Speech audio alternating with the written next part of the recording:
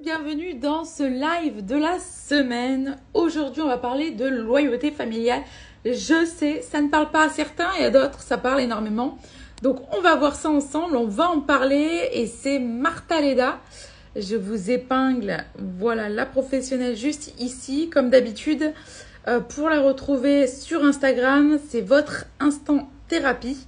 Il suffit de taper ça donc sur Instagram, c'est son nom de compte et ça vous mènera directement à la professionnelle, la thérapeute qui va être en live aujourd'hui avec nous pour nous parler justement donc de loyauté familiale. Le sujet du jour, c'est exactement quand la loyauté familiale devient un fardeau, justement comment trouver l'équilibre.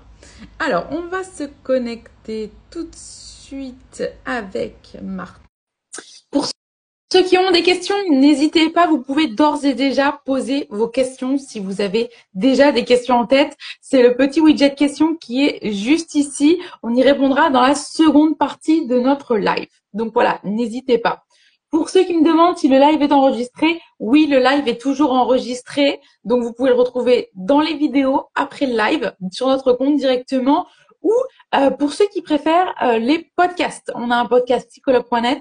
Vous aurez simplement aller voir sur le podcast psychologue.net et vous retrouvez tous nos lives qui sont montés en podcast au fur et à mesure. Voilà, donc il faut toujours attendre un petit temps d'attente entre le fait qu'on fasse le live et le fait qu'il soit monté en podcast. Bien évidemment, ce n'est pas direct. Alors, je renvoie la demande de live à Martha. On va voir si ça se connecte direct. Généralement, au bout de la deuxième ou troisième fois, ça fonctionne. Alors,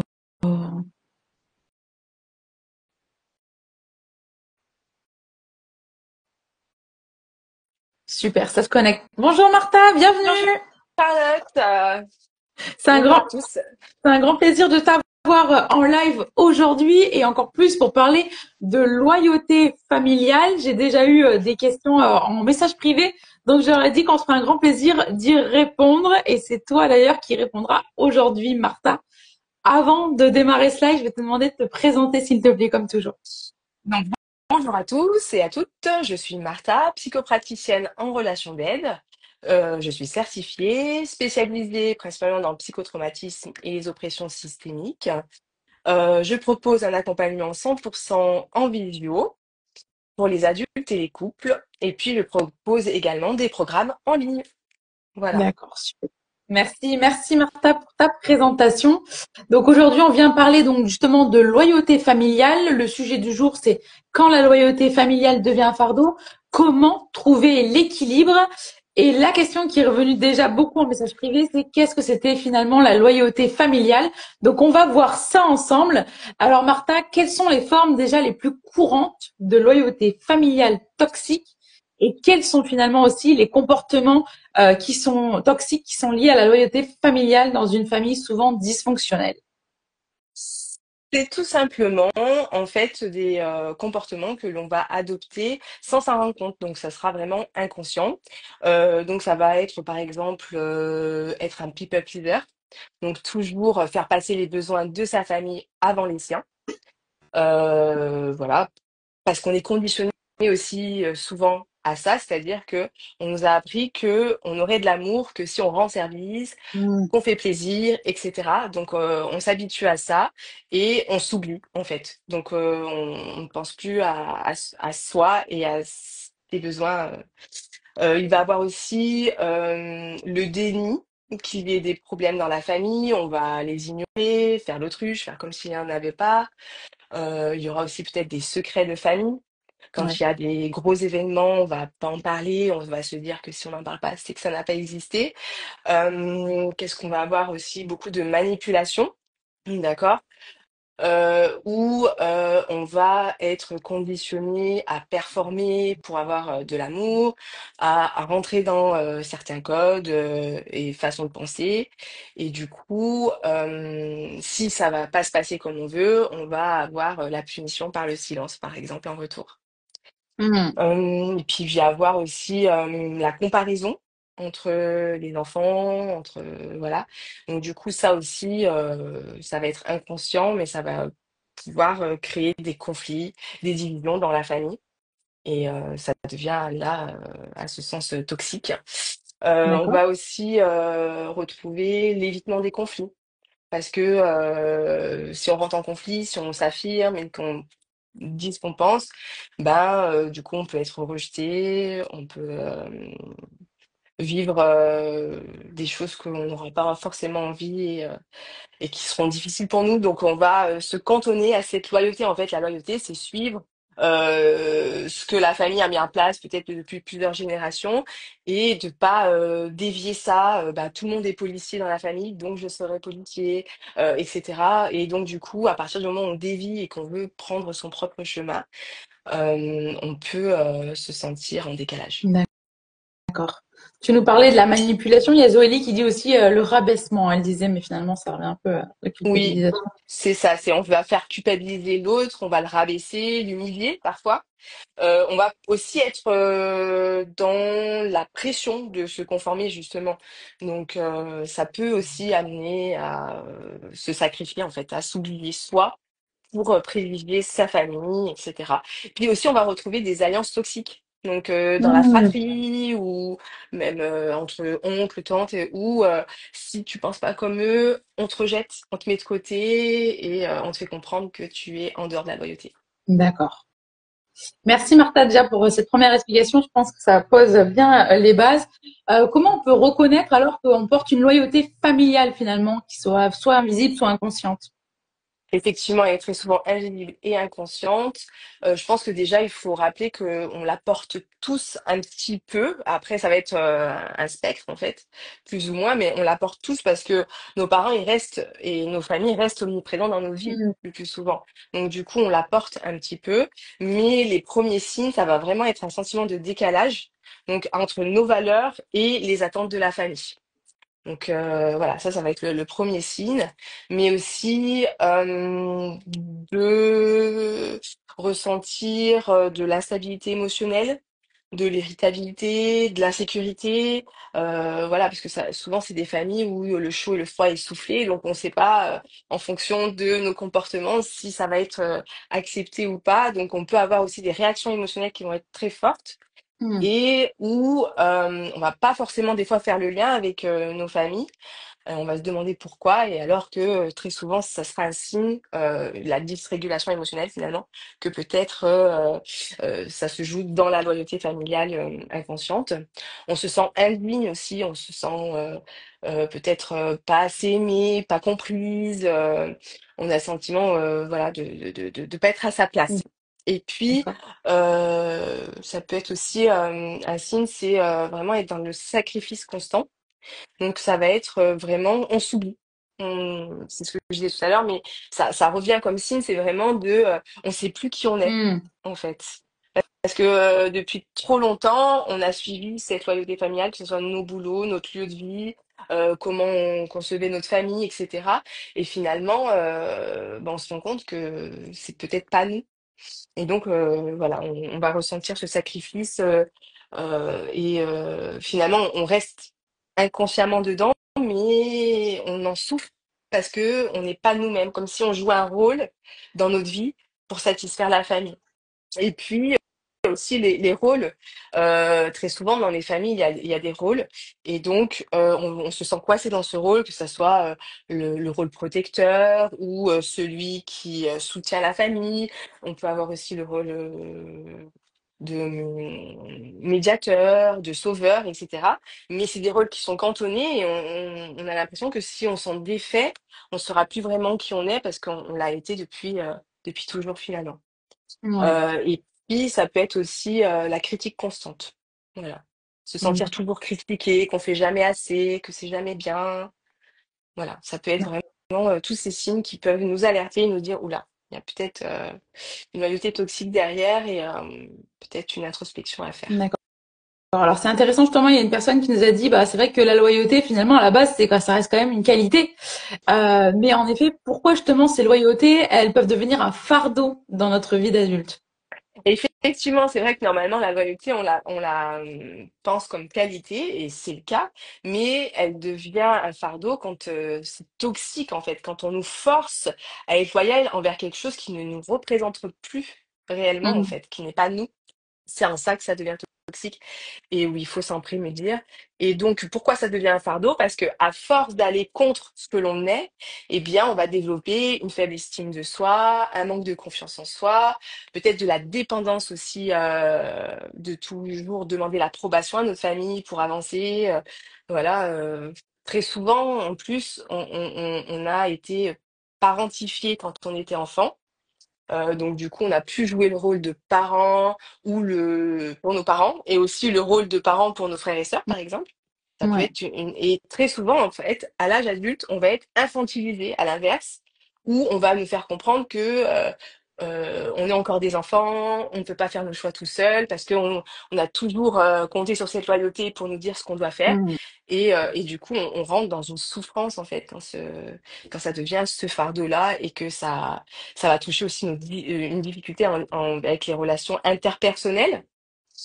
Donc, où en fait, on a l'impression que ce qu'on a vécu dans notre loyauté familiale, c'est ce qui représente la vie. Et que c'est partout pareil. Sauf que c'est pas souvent le cas. Ouais. Et du coup, bah, ça crée des conflits aussi au boulot, dans les amitiés, etc. Et on se sent incomprise.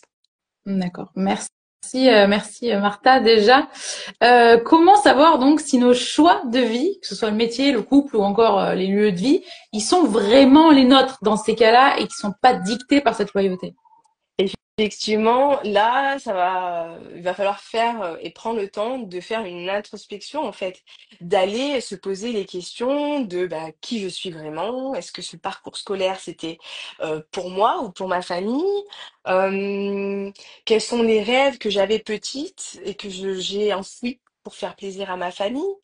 Qu'est-ce que j'aimais faire qu'on m'a peut-être empêché et que finalement, voilà, ça dysfonctionne aujourd'hui dans ma vie. Se poser aussi les questions, quels sont mes vrais besoins, quelles sont mes limites, quelles sont mes envies, et voir si aujourd'hui, finalement, tout ça est, en répondant à ces questions, voir si tout ça est vraiment représentatif de notre vie.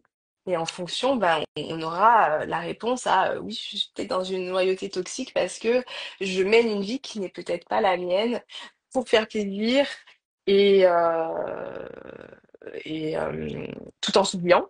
Donc il y a aussi peut-être prendre le temps d'accueillir ses émotions, les comprendre, parce que aussi dans ces familles-là, souvent ça a pu être vraiment on nous a appris à les brider, on n'a pas pu exprimer nos émotions. Et donc peut-être aller prendre le temps de ressentir, d'accueillir ses émotions, d'aller les comprendre et de trouver justement les besoins derrière et voir comment on peut évoluer dans notre vie et comment on peut aller après s'affirmer auprès de sa famille. Et puis aussi se rappeler ses valeurs. Quelles sont nos valeurs? Qu'est-ce que vraiment indépendamment de la famille, mais ça c'est difficile parce que des fois on pense que c'est ces valeurs-là qui nous représentent, alors que si on creuse un peu, on se rend compte que c'est pas tout à fait ça. Et puis des fois c'est difficile de faire cette introspection, Mmh. donc on peut aussi expérimenter, tenter.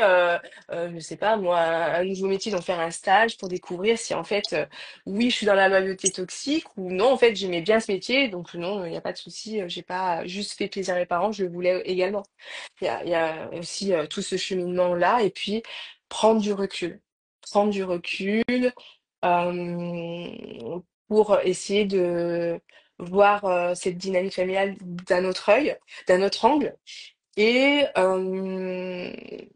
pour se permettre d'y voir plus clair. Et puis si ça devient vraiment toxique, peut-être se dire, bah, je prends mes distances quelque temps, comme ça je peux faire cette introspection, me poser toutes ces questions-là, et après je verrai comment ou pas je reviens et comment je m'affirme dans cette famille. Et puis voilà, je pense que c'est déjà pas mal. Il y a déjà beaucoup de personnes qui se sont Ah, reconnues dans ce que tu as dit. C'est assez fou déjà. mm. Quels outils ou exercices concrets tu peux nous donner pour finalement nous aider à nous libérer de ces loyautés sans culpabiliser? Alors déjà, c'est prendre conscience.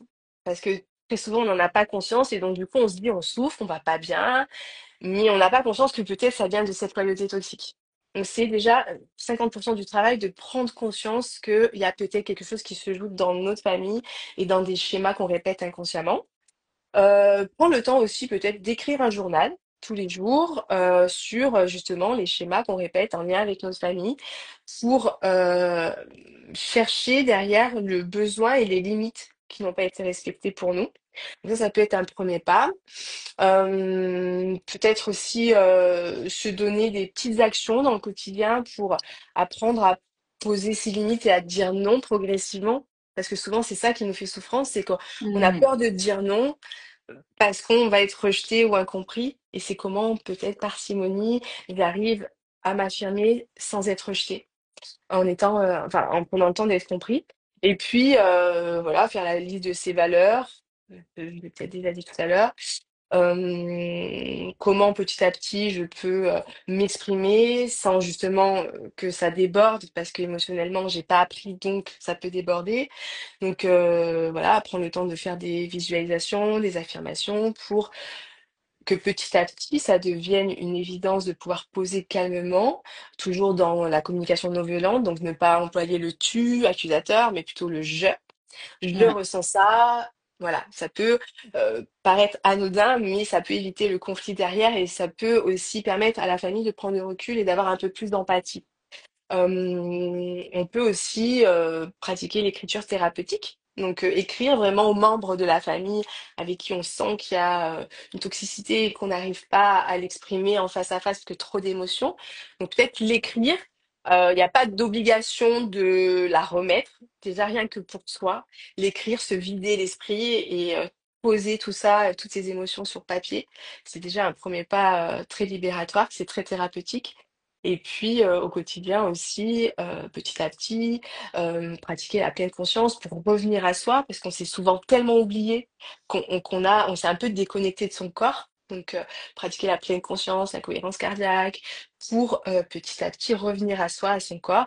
Et puis ne pas hésiter aussi à demander de l'aide, parce que des fois d'être Ouais. accompagné, ça peut être le petit curseur qui permet d'aider à passer à l'action et juste d'avoir une épaule qui nous dit, mais oui, en fait, t'es légitime, ce que tu ressens, c'est OK. Et ça permet d'enclencher le processus parce que très souvent, on se sent tellement en décalage et incompris qu'on doute même que c'est pas nous le problème.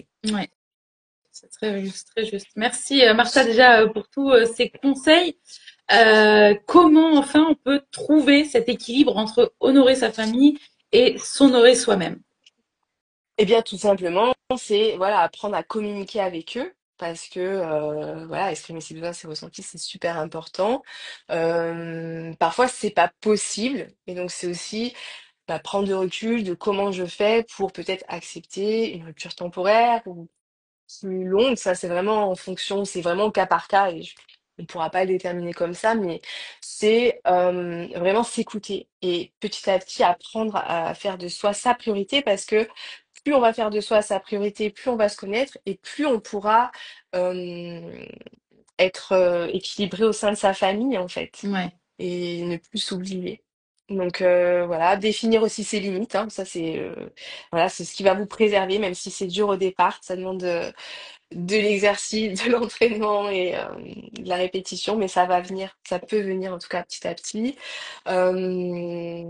Trouver des compromis aussi, parce que des fois, voilà, n'a pas la vérité, la science infuse, il y a plusieurs angles de vérité. Donc, c'est écouter l'autre, s'écouter et comment on peut trouver un compromis pour éviter le conflit et éviter de rester dans cette loyauté. Parce que si on l'explique correctement et qu'il y a de l'amour de l'autre côté, on peut trouver un compromis. Quand le compromis n'est pas possible aussi, c'est comment j'accepte, comment j'accepte que je vais devoir dire au revoir à telle ou telle personne dans ma famille, comment ne pas culpabiliser. Voilà, ça c'est vraiment petit à petit cheminer vers ça. Mais tant qu'on prendra soin de soi, qu'on se priorisera, et c'est ce qui va nous aider à équilibrer et à pouvoir honorer cette famille. Enfin, aussi se rappeler que il y a du positif dans notre famille. Il n'y a pas que Oui, la toxicité qui nous ont bien sûr. pu nous transmettre. Il y a aussi du positif. Donc, se rappeler de ce positif-là pour et peut-être essayer de, voilà, de trouver comment je peux m'affirmer et trouver l'équilibre dans cette famille.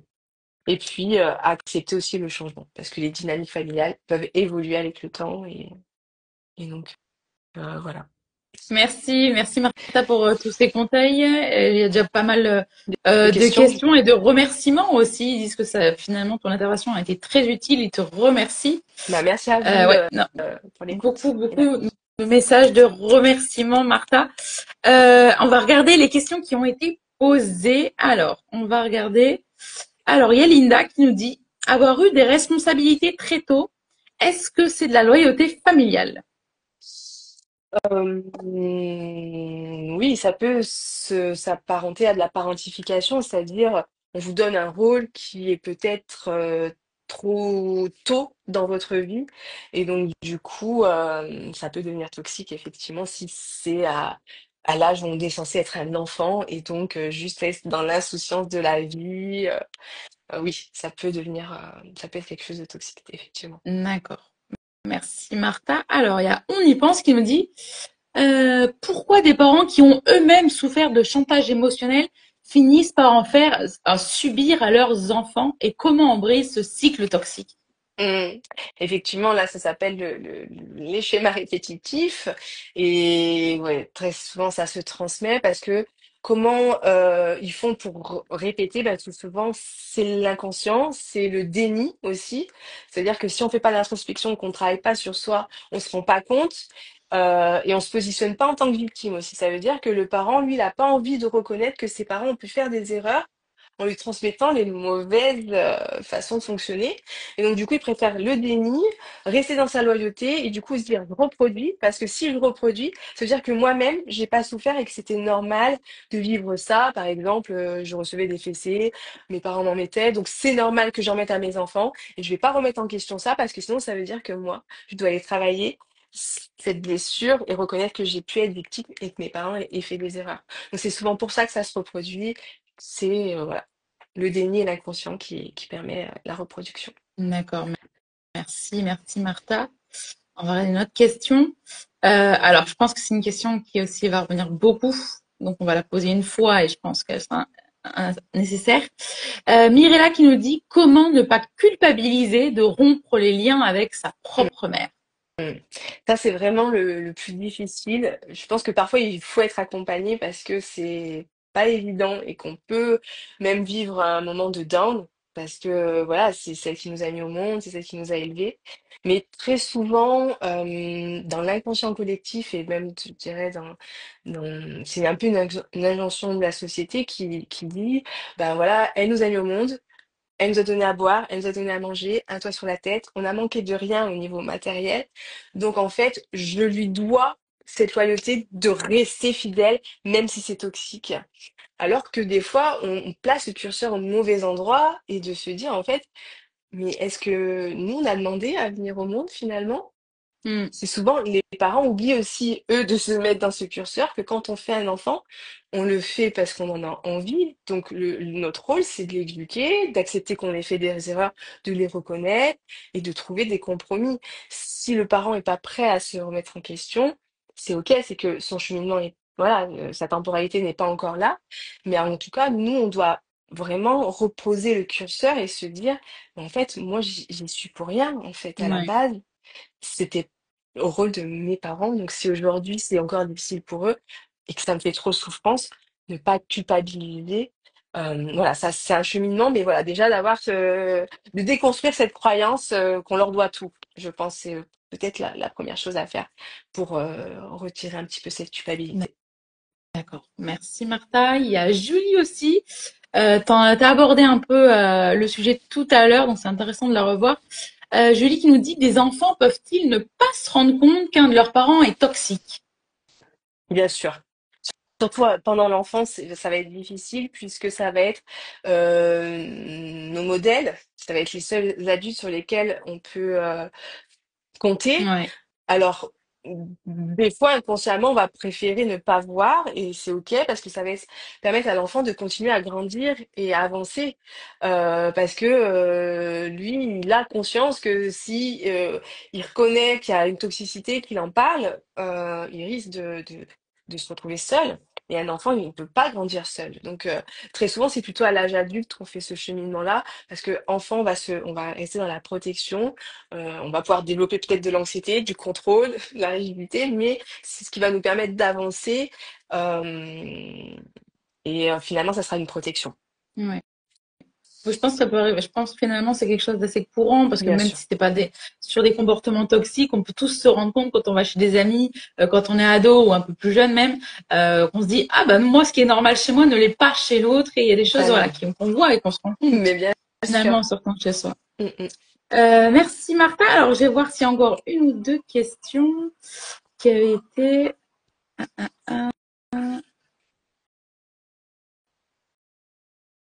Alors, on a Mélanie qui nous dit comment se rendre compte de l'impact du poids des loyautés. Personnellement, je connais les antécédents, mais je ne pense pas que cela ait un poids fou dans ma vie. Et d'un autre côté, je rencontre des soucis dans une thématique récurrente. Tu parlais des fameux schémas répétitifs. Effectivement. Après, ça, c'est vraiment propre à chacun. C'est-à-dire que si on voit qu'il y a à un moment donné un blocage, une souffrance dans sa vie, c'est intéressant de faire ce cheminement-là, de se questionner, parce que on souffre pas et on n'est pas bloqué des fois pour rien. Et donc surtout si c'est un schéma répétitif, encore plus, il n'est pas là par hasard. Donc forcément, il vient forcément de cette loyauté toxique. Après, des fois, c'est difficile de prendre conscience et du coup, chacun sa temporalité. Mais des fois, c'est juste prendre le temps de faire ce travail d'introspection pour se rendre compte du poids. Mais si aujourd'hui, il y a blocage et souffrance et avec un schéma répétitif, Hmm, ça ne peut que venir de cette loyauté. d'accord, merci Martha. On va terminer avec une dernière question. J'ai vu Linda. Alors, est-ce que finalement cela peut développer un contrôle de sa vie pour se protéger? Effectivement, oui.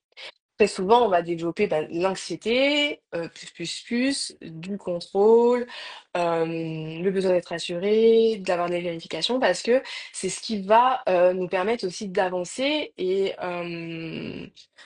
de, ouais, de ne pas sombrer finalement. Tout dépend de la période de la vie, mais c'est pas toujours le bon moment de faire une introspection et un travail sur soi. Donc des fois, on a besoin de ça. Et très souvent, en plus, quand on développe ça, c'est que peut-être qu'il y a traumatisme derrière. Parce que oui, la loyauté familiale toxique peut engendrer des traumatismes, des blessures récurrentes qui sont là à l'âge adulte, mais c'est pas toujours le bon moment. Et donc, ne pas culpabiliser, en tout cas, si on est dans le contrôle qu'on en a besoin pour le moment. Chacun a sa temporalité et c'est quand c'est le moment de prendre le temps de faire ce travail-là. Mais en tout cas, c'est OK et ça peut venir de là.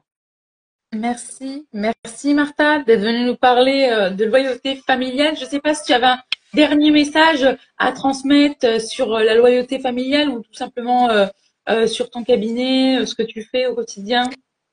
Bah, écoutez, non, c'était très bien. Merci Charlotte pour l'invitation et pour l'accueil. Merci Avec pour grand les plaisir. questions. J'espère que j'ai abordé le sujet voilà, du mieux que j'ai pu en tout cas. Et n'hésitez pas dans les commentaires peut-être à continuer si peut-être j'ai oublié des choses. En tout cas là, il y a rien qui me vient. Mais surtout pratiquer la compassion et la patience. Parce que tout cela demande du temps. D'accord. Si les personnes elles ont des questions, elles peuvent venir te contacter sur ton compte Tout Instagram à que j'ai mis, fait. c'est ça? Tout à Ok. fait. Ils me contactent directement sur mon compte et je répondrai avec plaisir et je changerai avec eux pour les aider. D'accord. Pas de souci. Avec plaisir. Super, merci. Merci beaucoup Martha pour ta présence aujourd'hui et d'être venue nous parler donc de loyauté familiale. Je pense que ça a parlé à beaucoup de personnes. Je te laisse quitter avec la petite croix qui est juste au-dessus de toi et je te souhaite Ah une oui. très belle journée Martha. Merci. Belle journée Charlotte. Belle journée à tous et à toutes. Et puis à bientôt. Merci.